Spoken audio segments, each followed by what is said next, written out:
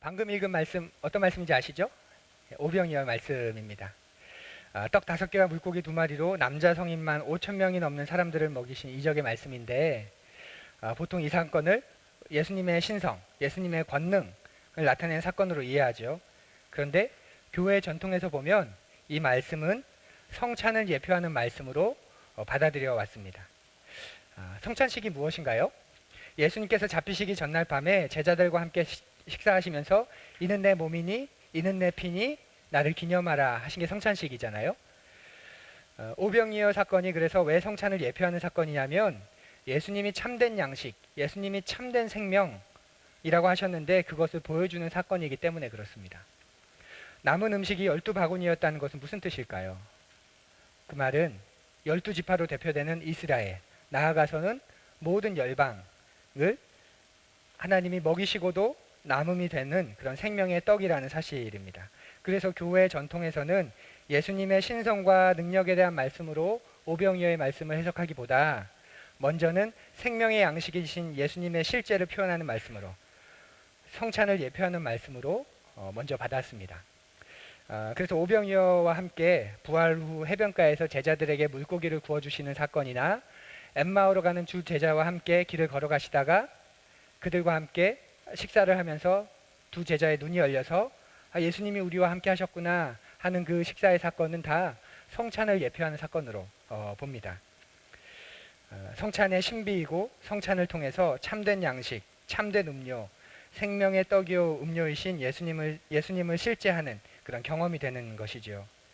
그래서 이 성찬을 받는 그 순간 떡은 심지어 예수님의 몸으로 변하고 포도주는 예수님의 피로 변한다고까지 여길 정도였습니다. 그래서 그 몸을 우리가 어떻게 씹어 먹을 수 있느냐?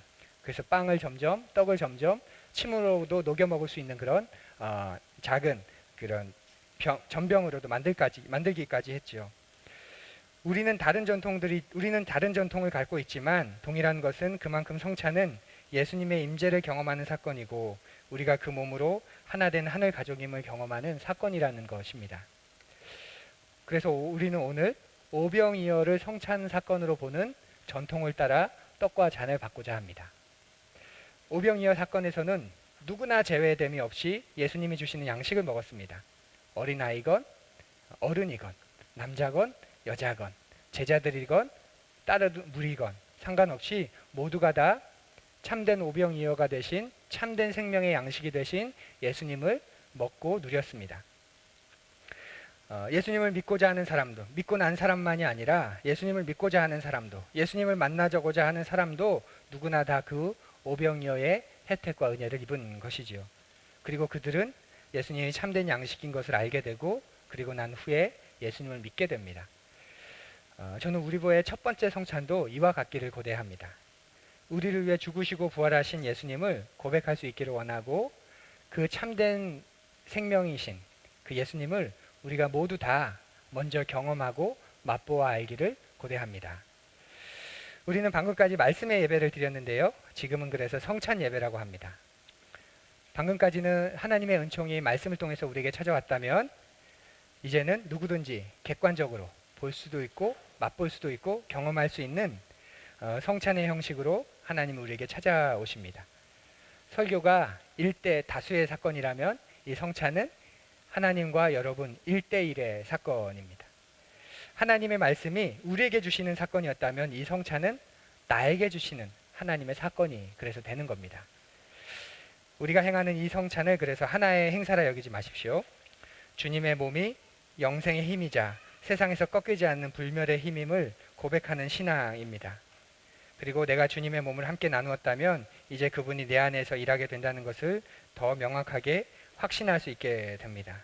그리고 그분이 내 안에 있기 때문에 매 순간 그리스도와 동행하는 일상을 우리가 이제부터 힘있게 살아갈 수 있게 되는 것이지요. 또 성찬은 나 혼자 비밀스럽게 먹는 게 아니라 공동체가 함께 한 식탁을 나눈다는 점을 명심하며 참여하십시오. 함께 성찬을 나누고 손을 잡은 우리이기 때문에 혼자가 아니라 우리는 예수님의 몸인 한 공동체라는 사실입니다. 성찬은 그래서 신비라고 말합니다. 왜 신비일까요? 예수님이 이 작은 떡 하나에, 이 작은 하나에도 깃들 수 있다면 그래서 우리가 그걸 기념하며 받는 거잖아요.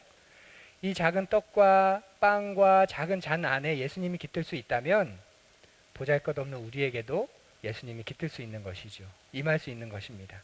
그리고 그 믿음으로 세상에서 살아갈 때 불의와 불가능에 맞설 힘이 생기고, 과연 세상이 변할까? 과연 내 삶이 변할까? 하는 절망에도 우리가 힘을 낼 수 있게 됩니다. 주님이 이 작은 것에도 들어와서 함께 하셨다면 이 작은 것 안에 임하신 주님이 나와도 함께 하신다. 그래서 이 절망적인 세상도 주님이 변화시키실 수 있다. 이것이 바로 우리가 드리는 성찬의 신비입니다. 우리 같이 기도합시다. 예수님은 그 몸과 생명을 받을 자격이 없는 자들에게 나누어 주셨습니다. 우리가 그 몸과 생명을 얻어 하나님의 자녀가 되었습니다. 우리는 그리스도의 한 식탁에서 시작되었고 그로 인해 하나가 되었습니다. 평생의 삶을 사는 동안 그 사실을 잊지 않게 하옵소서. 미워지려 할 때, 등을 돌리고 싶을 때, 무관심과 냉소가 찾아올 때 우리의 시작이 어디였는지를 기억하게 하옵소서. 이 작은 떡 하나에 주님이 임하셨기에 보잘것없는 우리에게도 희망이 있습니다. 우리는 주님을 모신 사람입니다. 이 작은 떡과 잔을 통해 우리에게 들어오신 주님은 세상 끝날까지 우리와 함께 하십니다. 이 절망적인 세상에서도 주님이 변화시킬 수 있습니다. 절망에도 희망을 품게 하시고 세상을 살아가고 세상을 맞서는 힘을 주옵소서. 예수님 이름으로 기도드립니다. 아멘.